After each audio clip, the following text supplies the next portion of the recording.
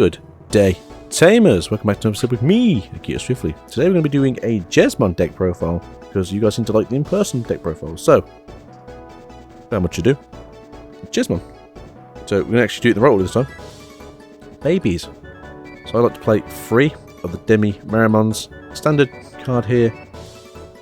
Nice, good looking full art. Probably better if I actually put in a shot of the camera. When attacking, this Digimon gets 1000 DP for the turn. This one attacks the player. If your opponent decides to block, that's their choice, but you still gain the attack increase. And what you could be doing, because of what this deck can do, you can also play 4 of the Biyomons, which is the, if this Digimon has piercing, gain 2000, which obviously with this deck it's a very good chance it can. Personally, I'm only going to be running 1 of these in this deck, because you don't always want to be piercing through things, or you don't always have the option to do that. Punish intended. So that's our baby lineup for this deck. I think a lot of people agree that the Demi Marimons are pretty good.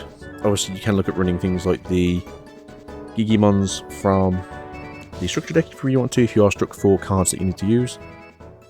So if you want to know what that on is, that's this cool little dude here, which is the each turn when one of your opponent's Digimon is deleted, this Digimon gains 2000 DP. Again, if you've got piercing, having the extra 2000 DP to hit into security afterwards, pretty good. Again, it's down to you and how you want to play this deck. Then we have the very suspected Hookmon. He's the searcher. He's a really good searcher. Look at the top 5 cards of your deck. Add up to 2 cards with Hookmon, Jesmon, or Sistermon in the names amongst them to your hand. Place them in any cards at the bottom of your deck. Searching 5 and taking 2 is really good, like in any deck.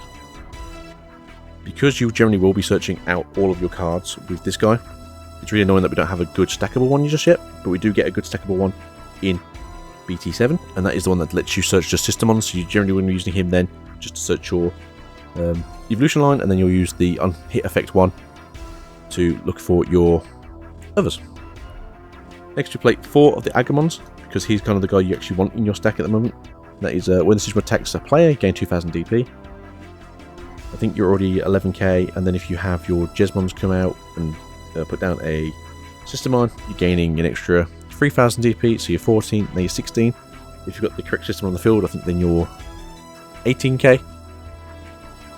It's very good, very impressive. This is also from the structure deck, and this is kind of where you're going to have the issue. I don't think North America's having too many problems right now for this, but obviously structure deck is actually really good for this deck. Then you play 2 of the Gilmons from the structure deck. Yes, this is very structure deck oriented, I'm very sorry.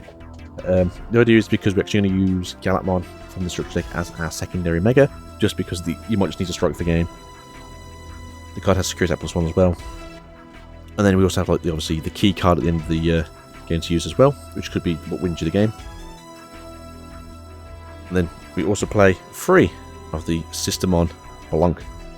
This is the one that if you have a Digimon with Hook in its name or a Royal Knight in its type, would include Galapmon. All of your Digimon with Systemon in the name's game blocker. A lot of people wonder why you don't play monochrome in this deck, and that's because essentially you already have access to blockers. And then on play you get to draw 1, so it's actually really good in that sense, especially if like you do have a hand where this is in here, or you are stuck on like your first turn to do something, so you put a Digimon on top of your baby, and then you're like, oh, I don't really have anything else to do. Cost 3, get a draw. It's not the worst card in the world in all fairness. Next for our level 4s, we're going to go through with a Bio Hookmon. We're going to play 4 of these guys. And that is, when attacking, once per turn, if you have a Digimon with Systemon, its name in play, delete one of your opponent's Digimon with 3000 DP or less. Really good against Rookie Rush, really good against the Greymon version of Agumons, really good against any of the cheap cost to Digivolve into blockers, so your Pedimons, your Monochromes, your Calamons, Devimons, I think is the other cheap one, Sildramons, and Capitarimons. I think that's all the colours. But yeah, so basically this just gets rid of the blockers, so you don't have to worry about it if you can't pierce. Then we're going to play 2 of the Dark Tramons. Now this is more just of a cheap variety. I'm going to go through what the better options are in a minute. This is because essentially, like, say you've used up all your Bao Hookmons and you just need to like get something out quickly. It's cheap, it costs 1. Put it for 1, draw a card. Oh look, you got something else cheap. Keep going. So that's all you need. But you can also play this at 4 if you really want to. So if you really want to play 4 of these, you can. It's down to you. Personally, I think 2 is the most you want to play at this, but there are better options out there. We're going to go over them in a second. 2 of the ground ones from the structure deck, and that is because when you delete a Digimon, you gain a memory. It's really good, especially if it's going to put you in a situation where you need to do something else. Or, for instance, you're swinging with a different Digimon. Yes, let's say, for instance, you're swinging with Omnimon, and you go to 1 because that's what it costs you to evolve into it. You've got this underneath it, he swings, he deletes something, and then you gain the memory. I think it's pretty cool. It does come out more often than not, and there are obviously other things in this deck that you can sort of use to... there are other things in this deck you can use to sort of blow things up and whatnot. You can play this card at 4. I wouldn't say it was worth 4 in this deck specifically, but in maybe the X2 Gallantmon deck it definitely would be. But I think the best card for this, and the reason why this isn't in the deck for this presentation, essentially just because I think it's going to be hard to get hold of, especially if these are actually going for the prices that I've been seeing on Facebook and eBay, especially for North America. You want 4 of these bad guys. 2 cost. Inherited, +1 security. If you don't know what this guy does, he's probably the best champion level Digimon we have currently for red. But you want to take security. He's probably the one you want to play 4 of in this deck, as well as the Biyomon. They're probably your 2 choices. But nonetheless, not everyone gets options to these, and that's why we went with those. But yes, if you could, these would probably be the best choice you got at the moment for probably the best Digivolution sources for champion. So I'll definitely play these at 4. Then we got ourselves 3 of the Sisters CLs. A lot of people complain, like, you want to play 2 of these, or you want to play 4 of these, or if you're always worried about which one's the ratio is and someone's saying 4 or 2, play 3, test it yourself. If you don't like it, change it up. What this one does here is all of your Digimon with Hookmon in its names or Row-Knights in their types get 2000 DP. On play you gain a memory. It's 4 cost. Throw down, luckily enough, obviously with the effect of Jesmon, he will generally throw one of these down. So you get yourself a free draw, you get yourself a free memory when these get played from the hand or from the trash. Now we're going to go into this cool stuff. So probably the card that people are saying they need to get banned. It saves your Hookmon. Now specifically it's only archetypal, so that's down to them. But with Digivolving, you may play 1 Digimon card with Systemon in its name from your hand without paying its memory card. Again, very similar to what the on-attack effect of Jesmon is. Very good card. Gain a memory. Gain a draw. Very good. But then, when attacking once per turn, if you have a Digimon with Systemon in its name in play, unsuspend this Digimon. Again, very good. Very powerful. I don't think there's any arguments here while you're playing this at 4. But I think it's standard for any Jesmon build. Then we have ourselves 4 of the Lava Groutamons. I'm not saying this is the best one, this is just a cheap option. So for those of you out there who need something a bit cheaper because you can't get hold of other things, these are pretty good. Getting to your Mega faster is always good. Especially your good Megas. But this obviously doesn't make the deck as good as the other cards do. So that's down to you. Now, your choices here in this position, I think there's probably another card that I'm forgetting personally, but these are probably the ones you want to play. Play 4 of the Ultramons. Sadly, I don't know where my 4th copy is currently, and there's like 10 behind me somewhere. But yeah, play 4 of these if you can. There's only 3 on the camera right now. And that is plus security attack +1. Again, fantastic card. If you are able to do this all the times, it's really awesome. If you are playing the more I want to punch through things variety of this deck, you can obviously play something a little bit different, which would be your structure deck War Groundmons. And again, this is essentially just saying here, hey, once per turn, if your opponent's Digimon is deleted, you gain a security attack +1. So essentially it's very similar to Ultramon, same cost, it's a little bit high in DP, so if you're worried about you punching through for games and stuff, you can also use this as a more of a big boy. But again, this essentially is more just the same as Ultramon, it's just got different circumstances. Obviously it's piercing, and this deck runs piercing, so it makes sense that you can use this. It's down to you again what you prefer. I don't think there's really a right answer, it's just down to what you prefer, because they all cost the same at the end of the day. And if you are going to go for games where you are going to punch through things, then it definitely doesn't matter. Right, the next main card of the deck, Jesmon. Now yes, I am playing these cheap boy copies, because I wasn't really going to be playing much Jesmon during this format, because I just can't get it on brick. So for those of you who don't really know, Jesmon's like a really bricky deck, because you are running white cards, and you don't always want to play those white cards because you kind of want to build a stack. It's a stack building deck. It does brick. It bricks quite a lot. Well, it does for me anyway. Wife, on the other hand, she gets it to work every single time. But here's your bad boy. Jesmon, 11k, free to Digivolve into. Then when attacking, you may play 1 Digimon card with Systemon in its names from its hands or trash without paying its memory cost. And this obviously is every time you attack, because you can suspend in this deck, attack twice. Your turn, once per turn, when you play another Digimon, this Digimon gets 3000 DP and piercing for the turn. this is why this deck's really good. Because you're generally going to be playing a Systemon from the trash, or you're going to be playing a Systemon from your hand, because you have 6 of them. So some people want to play them at 8, so you have 4 of each. In the next set we do get the Awakened forms, so you might want to play 2 of like the level 3, 2 of the level 4, and then 1 of each of the Awakened forms. It's down to you, because the deck is a bit tight for space. You'll see why in a minute. But yeah, this is the big reason why this deck's doing so well, is because when it wins wins really fast and really hard. It's a giggity deck. And then we're going to play our secondary Mega, which is again is the Galakmon from earlier.